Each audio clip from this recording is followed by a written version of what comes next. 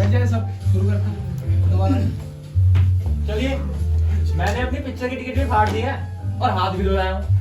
नहीं लगे हाथ डिनर भी कर लेंगे यहीं पे। ठीक है बैठ जिस जाइए। तरीके के हालात लग रहे हैं ना, मुझे नहीं लग रहा फैसला होने वाला है। अच्छा ठीक है, बैठ जाइए आप। अरे मैं करिए, स्टार्ट करिए आप। मैं क्या कह रहा था, एक बार फिर वोटिंग करा ले सबसे। तो जैसे कि वोटिंग की मांग की गई है, तो एक बार दोबारा कर लेते हैं वोटिंग। मैं खुद से शुरू करता हूँ। Guilty. Guilty. Guilty. Guilty. Guilty. Majority guilty. आगे पूछिए, मैं लास्ट में बताऊंगा। नहीं आप अभी बताएं। गिल्टी। इनका रह गया। गिल्टी। गिल्टी।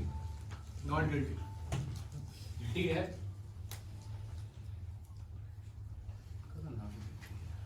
हाँ जी आप। नॉट गिल्टी, बेकसूर है।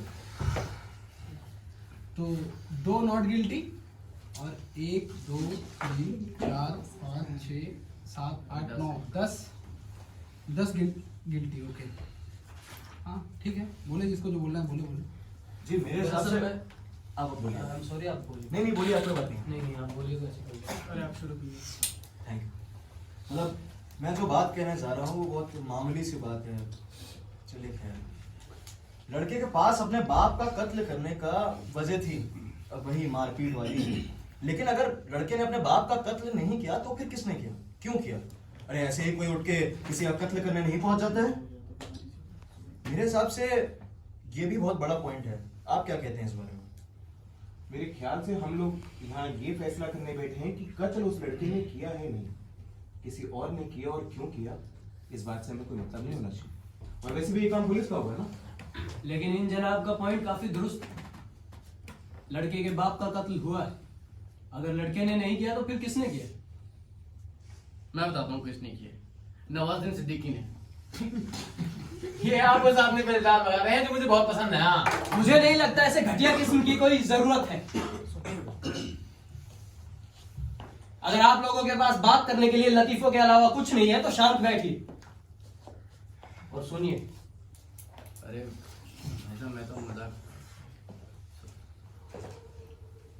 हाँ तो शायद आप बता सकते हैं लड़की के बाप का कत्ल किसने किया? देखिए ये तो मुझे मालूम नहीं, पर मैं इतना जरूर कह सकता हूँ कि लड़के का बाप सही मायनों में कोई साधारण पुरुष नहीं था। एक बार वो जेल तक जा चुका है। उसे जुआ खेलने की बहुत बुरी आदत थी और अक्सर जुए में वो हारता ही था। शराब पीना, शराब पीकर लोगों से झगड़े करना उस आदमी के लिए आम था। पिछले दिनों तो उसने किसी महिला के चक्कर में किसी का हाथ तक तोड़ डाला। मेरे ख्याल तो वो एक जालिम, अय्याश किस्म का इंसान है जिसने कहीं भी किसी के भी यहाँ 6 महीने से ज्यादा नौकरी नहीं की। ये कुछ संभावनाएं हो सकती हैं। हो सकता है कि उसका कत्ल उन तमाम लोगों में से किसी एक ने किया हो जो उसके साथ जेल में थे, या कोई ऐसा शख्स जिसके साथ उसका कभी झगड़ा हुआ हो, शराब के पीछे, जुए के पीछे, या किसी महिला के पीछे। क्या बकवास है। यहाँ हम सब जानते हैं उसका बाप एक नंबर का बकवास किस्म का आदमी था। उसकी कहानियां क्यों सुना रहे हैं आप हमें यहाँ पे? मैं कहानी नहीं सुना रहा हूँ, हमने मुझसे सवाल किया, मैं बस जवाब दे रहा हूँ। जी हमने पूछा था उनसे। इन साहब ने इनसे डायरेक्ट क्वेश्चन किया था, ठीक है? डायरेक्ट था ये। यहाँ सबको वकील बनाए। मेरे मन में एक और ख्याल आया था और मैं सोच रहा था, देने दीजिए। कहिए आप क्या कह रहे थे? अरे कहिए भाई। नहीं, जाने दीजिए। चले देखिए एक फैक्ट है जिसको हम सभी लोग नजरअंदाज कर रहे हैं। फैक्ट? हाँ जी। देखिए वो बूढ़ा जो बिल्डिंग में रहता था नीचे, उसने साफ साफ कहा है कि उसने इस लड़के की आवाज चीखते हुए मैं तुझे मार डालूंगा अपने कानों से सुनी, और उसी के 1 सेकंड के बाद किसी इंसान की जमीन पर धम से गिरने की आवाज भी आई, और उसी के कितने 15 सेकंड के बाद इस बूढ़े ने उसको सीढ़ियों से भागते हुए देखा। क्या कहेंगे इसके बारे में? मेरा ख्याल है किसी की आवाज पहचानना इतना आसान नहीं है, खास तौर से चीखती हुई आवाज को इतने यकीनी तौर से पहचानना। क्या आप लोगों को नहीं लगता कि उस बूढ़े से कुछ गलती हुई है उसने ऊपर से आती हुई कोई आवाज सुनी और फौरन ये तय कर दिया कि आवाज उस लड़के की है। बताइए। लेकिन उसने कहा उसने सुना था।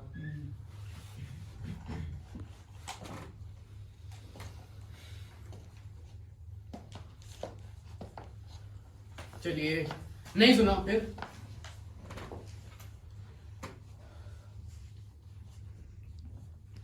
क्या मैं आप लोगों से एक सवाल पूछ सकता हूँ? एक सेकंड, आप उस औरत को मत भूलिए जिसने रेल की खिड़कियों से उसे कत्ल करते हुए देखा। रेल में 9 डिब्बे और उसने आखिरी 2 डिब्बों की खिड़कियों से उसे कत्ल करते हुए देखा और उसे इतनी मामूली छोटी छोटी चीजें याद रही। अब कम से कम मेरी समझ से तो बाहर है कि आप किस बात पर बहस करना चाहते हैं। देखिए, वो मुझे नहीं पता, पर ये सब मुझे जम नहीं रहा है। वाह, क्या बात। एक काम करें, आपको जब जम जाए ना तब बता देना।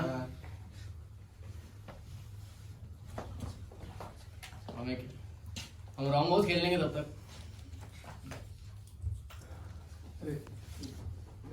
मेरे साथ भी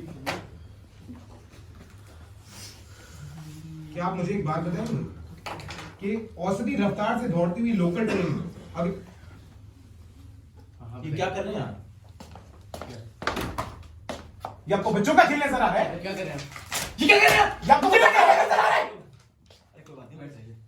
क्या कर रहे हैं? अरे कोई बात ये नहीं, क्या कर रहे हैं आप? आपको तमीज नहीं है? कोई बात नहीं। यहाँ पे किसी की जिंदगी और मौत का सवाल हो रहा है। तो क्या कर रहे हैं आप फिर? कानून समझाऊं आपको? अरे छोड़िए आप मुझे। अरे नहीं, एक छापा मारूंगा, सारा कानून आ जाएगा। कोई बात नहीं, बात आ जाएगी। अरे कहाँ से बात खत्म होगी? कहने बात खत्म होगी।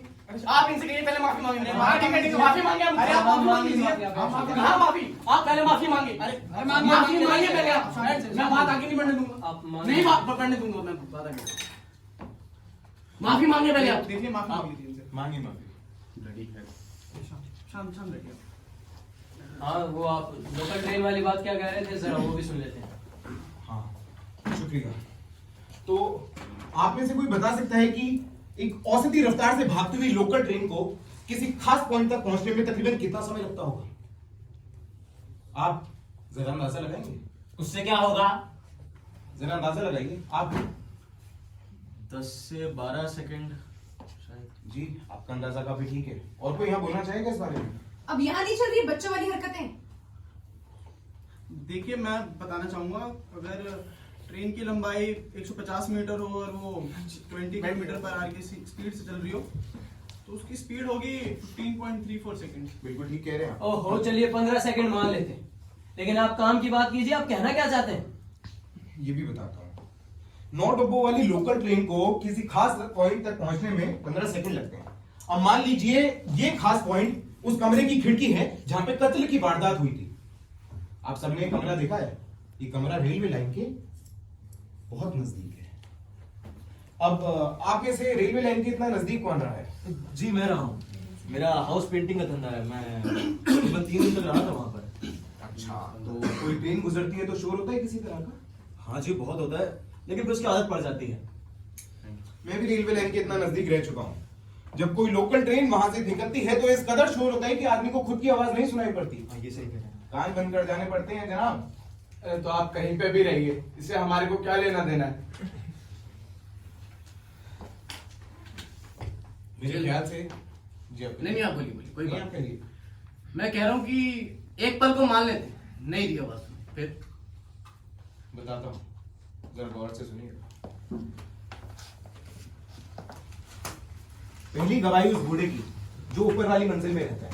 उस बूढ़े का कहना है कि उसने आवाज सुनी, मैं तुझे मार डालूंगा, और ठीक 1 सेकंड बाद आवाज सुनी किसी की फर्श पे गिरने की, ठीक 1 सेकंड बाद। और दूसरी गवाही उस औरत की जो रेलवे लाइन के उस पार रहती है।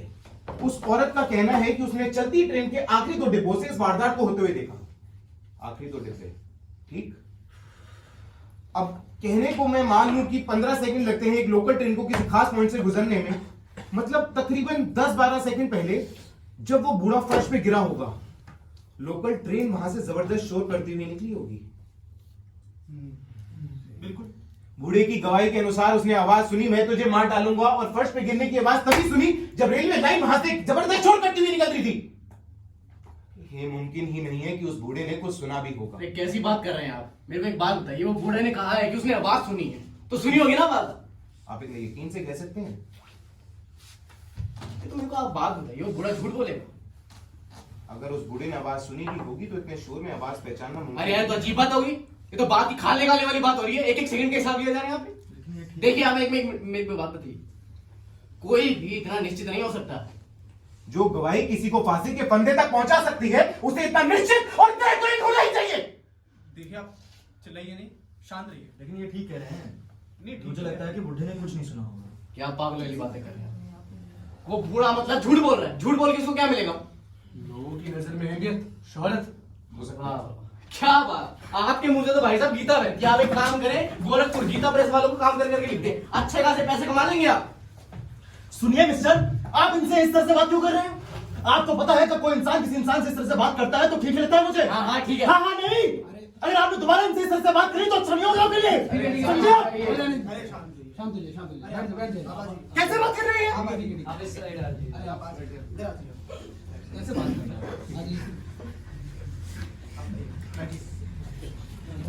हाँ बताइए, आप क्या कह रहे थे? कि बूढ़े ने झूठ क्यों बोला होगा?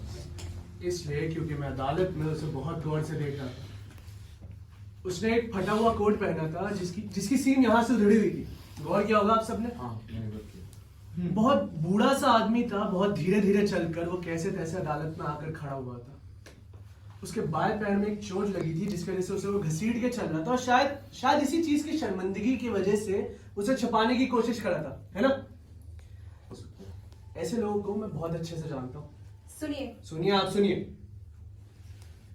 ऐसे लोग, वो बहुत सहमा हुआ, गुमनाम सा, डरा हुआ आदमी था जिसको जिंदगी में कभी कुछ नहीं हुआ।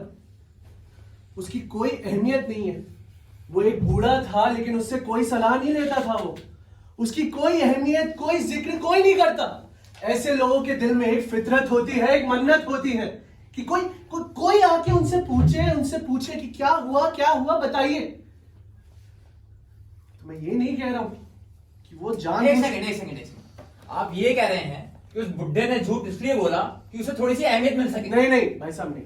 मैं ये नहीं कह रहा कि वो जानबूझकर झूठ बोला। मैं बस ये कह रहा हूं कि ऐसा मुमकिन हो सकता है कि उसने खुद को यकीन दिलाया कि जो आवाजें सुनी थी वो उस लड़के की थी। बाकी भाई साहब, कहीं आप भी वही तो नहीं कर रहे हैं? अहमियत पाने की कोशिश।